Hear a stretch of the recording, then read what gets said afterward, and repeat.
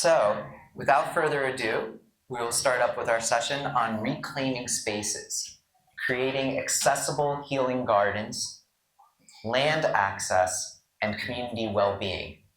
I'm going to turn it over to Dr. Ivette Ruiz to speak on this topic. Again, please come on up so we could all be attentive. And thank you, Dr. Ruiz. Thank you.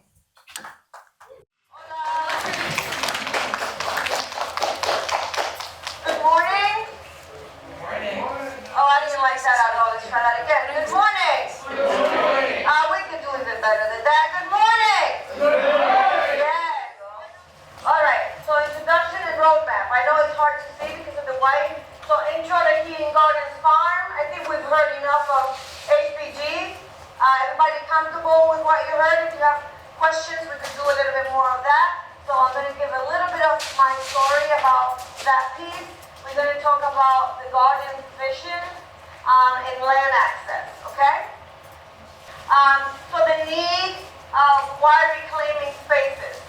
And it's not too much surprise to many people that there are many challenges, many of them which we have already talked about today, which is land access. There's a lot of food deserts around, and particularly for people with disabilities, there's very limited, if any, access for people that have any type of mobility issue or other disability that you may not be able to see. There are also environmental challenges. I think we heard a little while ago around soil erosion, windbreak, all of these things that have benefit to that. Natural disasters is a major issue. Land access we talked about, and funding. So the opportunity is we are healing by growing farms. Due to the faithful blessings of our sponsors and our funders and Cultivemos, we are able to provide scholarships for individuals that are new beginning farmers, growers, and people who may just want to expand what they have or start something new. And our goal is to be able to support them, and we provide scholarships as seed money to be able to start those communities and provide land access, and we'll get a little bit more into that in a few. So, can someone talk about what are some of the healing properties or benefits of growing, of having a garden? What are some of the benefits? What is it? Connection to nature, okay. What else? Fresh food. Fresh food, okay. What else? What are some of the benefits for growing and gardening? Community. Talk more about community.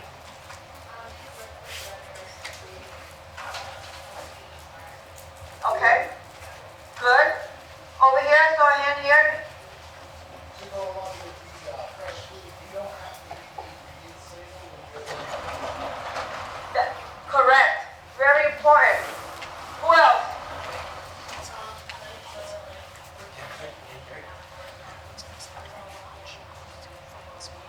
Yes. So there are scientific research and data that actually demonstrates the healing power of nature in stress, in trauma, in high blood pressure, in heart issues, and there's many studies, particularly in the UK, that talk about the amazing benefits that have been proven pre and post of those benefits. We also heard SLG this morning talk about those benefits to some degree.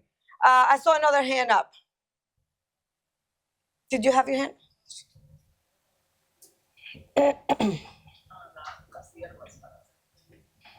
wanted to talk about the benefits of herbal curing and healing.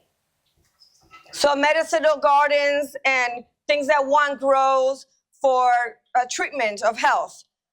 So that is organic. I don't know about you all, but I remember when I was a child, my grandmother I will say to her, my tummy hurts, and I will feel very sick. And she will go to the garden and do some type of mixture, boil it all up. It smells nasty, tasted even worse, but I will drink it and I will be good. And so I think we have lost a lot of that because now we have Western medicine and we are so quick at using some of the pharmaceutical medications. They're not horrible, they're not all bad. Sometimes we do need them, but it's sometimes the balance, right? So thank you for bringing that up, Rosa. Also, some of the other powers of gardens is mental wellness, clarity. Some people don't do very well with yoga and meditation. That's me. Anybody else here just don't? Okay. So it doesn't work for me. But for me, my mental wellness and my health comes from just digging in the soil and just being active or feeding the animals or being chased by my rooster, hey. So all that is important. Spirituality is another benefit. For me, I'm a Christian woman, and for me, my connection with God and nature is one on its own.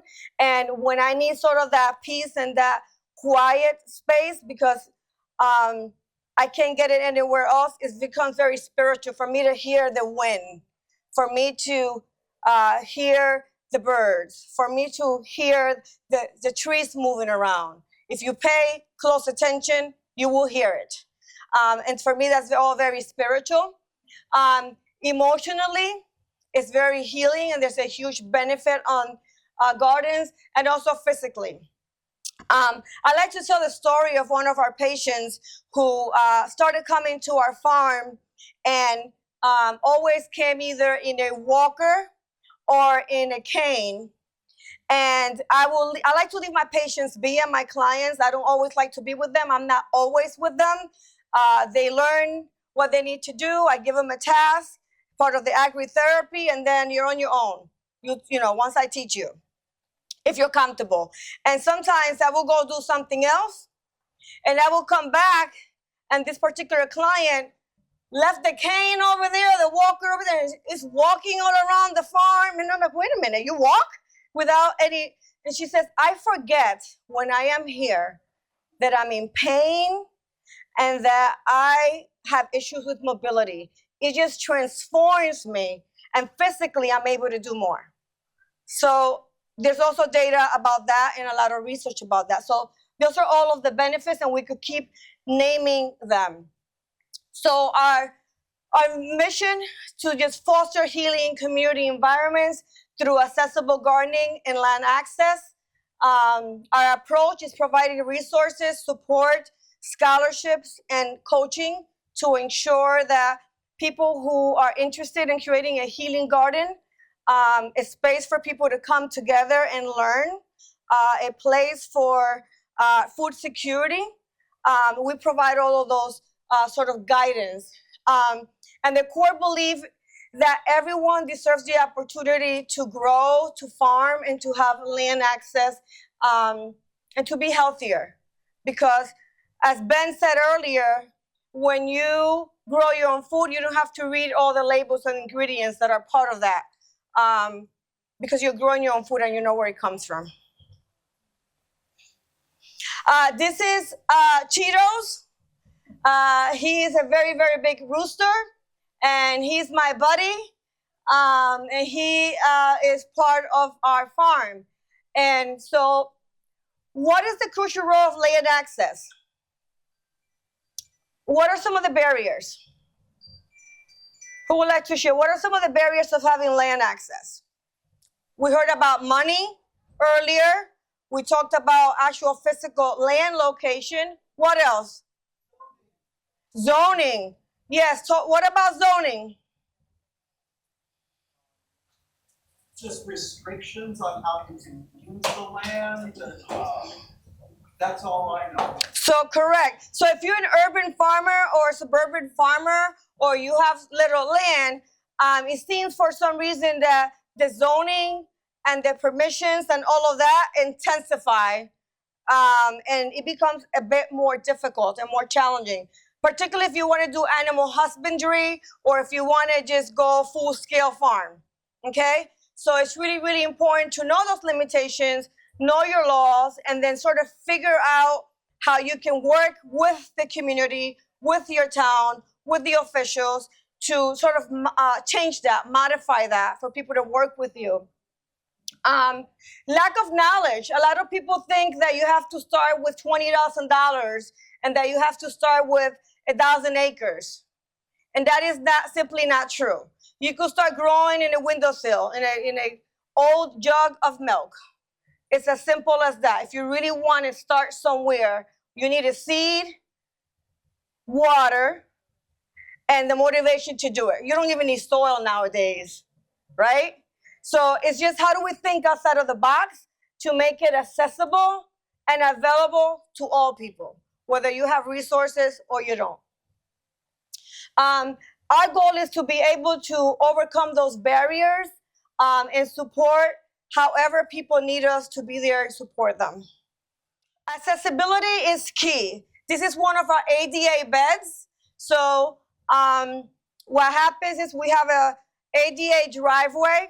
So a big bus comes usually with patients that are in wheelchair, and they are wheeled all the way down to our driveway, and then they make a left, and then the wheelchair sort of sits in here, and the person with the disability can still work and function and still have stretch of arms right and left and forward without being strenuous to their body, and really enables them to just do what they want to do.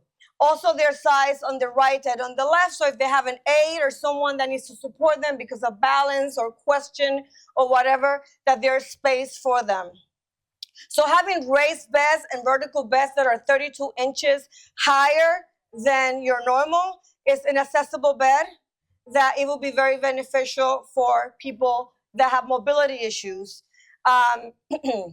Accessibility is key around sensory. Having people experience what different textures feel like, what different smells are like, and having the ability to be able to have the access to do that. Sorry. So thinking about pathways, when you're thinking about making a space accessible, you have to think about pathways. Do you have sand? Do you have wood chips? Do you have rocks? What do you have? If you want to make a place truly accessible, think about the person in a wheelchair. Think about the person in a walker and a cane. Today we have with us the mobility group, which is in the back here. Raise your hand. And one of the things that they do really good, I will encourage you to check out their table, is they have all-terrain wheelchairs.